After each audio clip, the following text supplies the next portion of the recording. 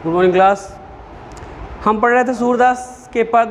सूरदास के पद में पीछे के जो दोहे हो चुके थे, देखिए 7-6 तक हो चुका था, 7वें से पढ़ेंगे हम। और आपको पीछे के दोहे में जो भी आपको ना समझ में आ रहा होगा, जो भी आपको ना लग रहा होगा कि हाँ ये समझ में नहीं आ रहा, कन्फ्यूजन है, आप उससे पूछ लीजिएगा। नेक्स्ट वीडियो में उसको हम अच्छे से फिर से आपको पढ़ा करके भेज देंगे। देखिए फिर ऊधो, देखिए इसमें क्या कहा गया, सूरदास जी ने क्या कहा। ऊधो मोहि ब्रज विसरत नहीं, अर्थात जब कंस को मार करके श्री कृष्ण जी वापस चले गए थे मथुरा नगरी, तो उस समय की उनकी मनोदशा क्या थी, वो अपने मन की दशा अपने मित्र उद्धव से व्यक्त कर रहे हैं, बता रहे हैं कि कैसे उनकी दशा क्या थी।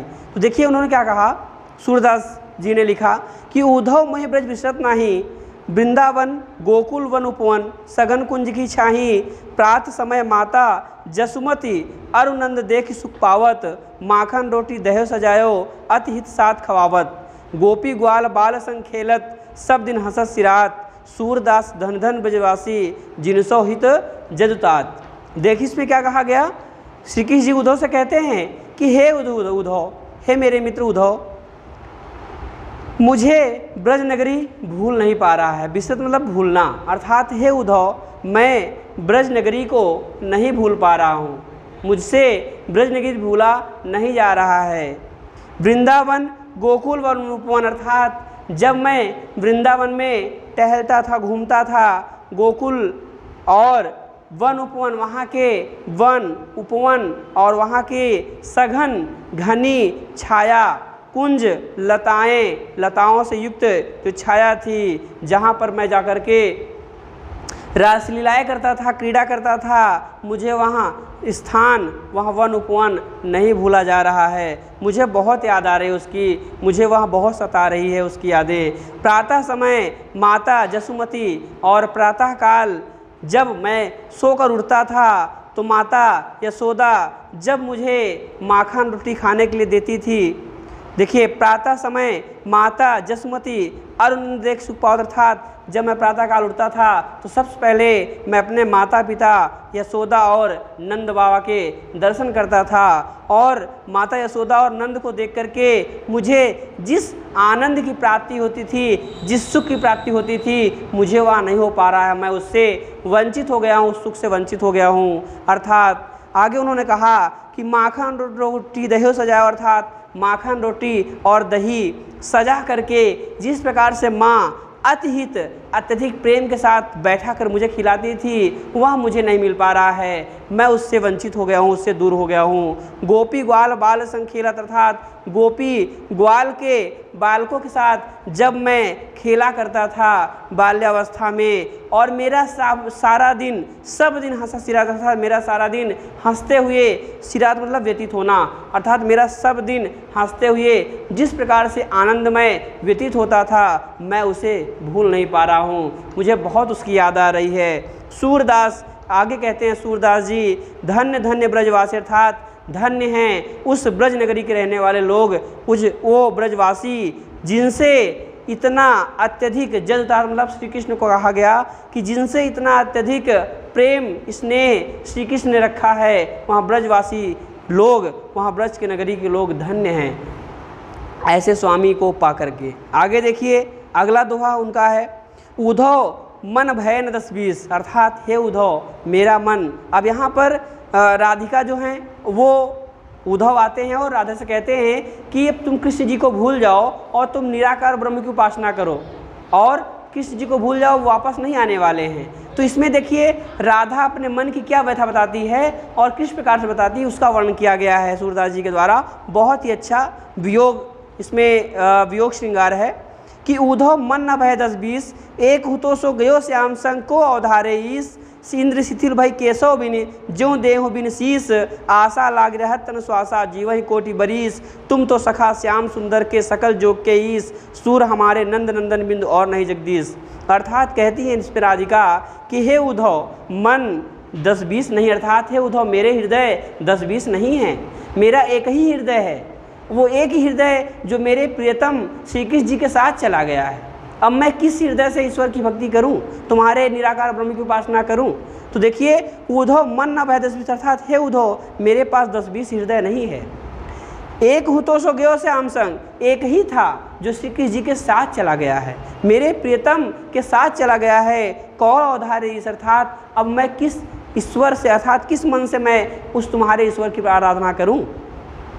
इंद्र शिथिल भाई केशव बिनु, अर्थात मेरी इंद्रियां, सभी इंद्रियां शिथिल हो गई हैं, सुन्न पड़ गई हैं, स्थिर हो गई हैं, काम करना ही बंद कर दी हैं बिना केशव के, श्री कृष्ण जी के बिना। अर्थात केशव यानी कृष्ण जी कहा गया कि मेरी सारी इंद्रियां श्री कृष्ण जी के बिना शिथिल पड़ गई हैं, सुन्न पड़ गई हैं, अस्थिर पड़ गई हैं, वो काम करना बंद कर दिए हैं। ज्यों देह बिन सिर, जिस प्रकार से बिना सिर का शरीर हो जाता है कि अगर सिर काट दिया जाए, सिर अलग कर दिया जाए तो शरीर का कोई अस्तित्व नहीं रहता है, उसी प्रकार से मेरा हो गया है, मेरी दशा हो गई है। आशा लाग रहतन श्वासा, अर्थात एक ही आशा मेरे मन में यहाँ लगी रहती है कि मेरे प्रियतम आज नहीं तो कल जरूर आएंगे। इसी आशा और विश्वास के साथ मैं जीवित हूँ, मेरे शरीर में सांस चल रहा है और वो करोड़ों वर्षों तक नहीं आएंगे तो मैं करोड़ों वर्षों तक जीवित रह लूँगी सिर्फ उनकी याद में। तन श्वासा जीवन ही कोटि वरी, अर्थात मैं इस प्रकार से करोड़ों वर्षों तक जीवित रह लूँगी।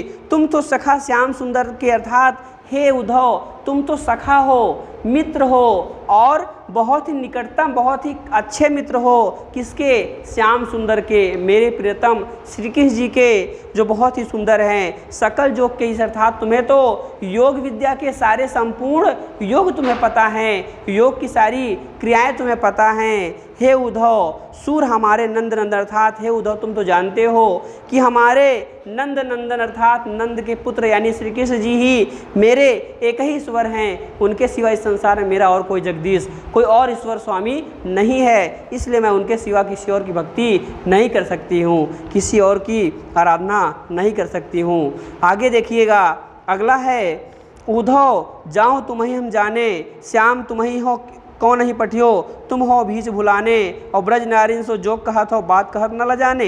बड़े लोग न विवेक तुम्हारे ऐसे भय अयाने, हम सो कहिलई हम सही के जिय गुण लेहु सयाने, और कहाँ अबला कहाँ दशा दिगंबर मस्त करो पहचाने।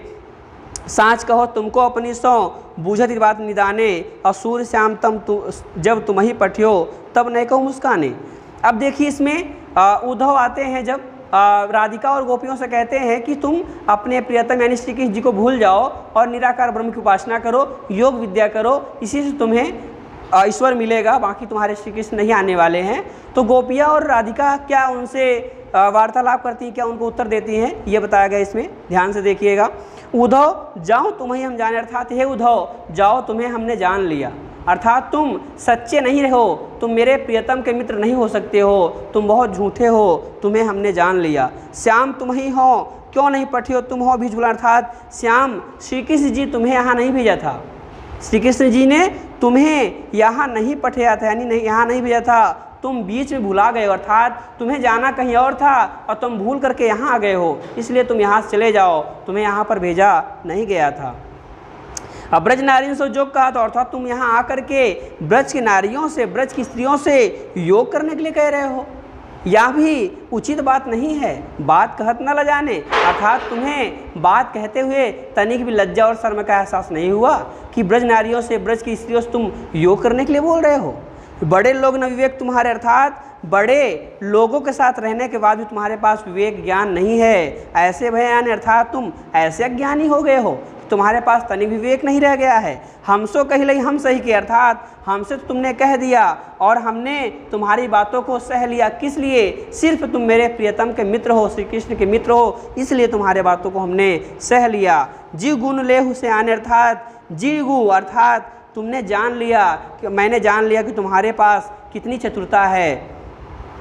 कहाँ अबला कहाँ दशा दिगंबर, अर्थात कहाँ हम जैसी अबला स्त्रियाँ और कहाँ दशा दिगंबर, अर्थात कहाँ दशा दिगंबर स्थिति दिगंबर की है जो बिना वस्त्रों का रहता, अर्थात हम तो स्त्रियाँ हैं, हमें तो अपना शरीर ढकना चाहिए लज्जा शर्म के लिए, और तुम कह रहे हो कि हम दिगंबर बन जाएं, बिना वस्त्रों के हो जाएं, ऐसा तो हम नहीं कर सकते हैं। कहाँ अबला कहाँ दशा दिगंबर मस्त करो पहचाने, अर्थात तुम्हारी मत मारी गई है, अब तुम्हें यहाँ भी एहसास नहीं है कि तुम किससे यहाँ बातें कह रहे हो।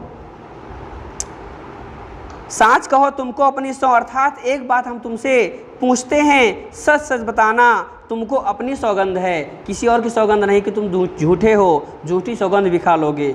बूझत बात निदान अर्थात तुमसे एक बात हम पूछते हैं, उसे तुम सच सच बताना।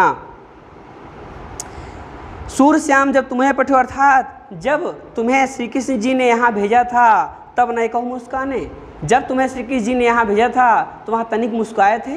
अगर वह तनिक मुस्कुराए होंगे, तुमसे मजाक किए होंगे और तुम यहाँ आकर के सत्य बोलने लगे हो। इसलिए तुमसे एक ही बात पूछते हैं कि जब कृष्ण जी ने तुम्हें यहाँ भेजा था तो वहाँ तनिक मुस्कुराए थे या नहीं।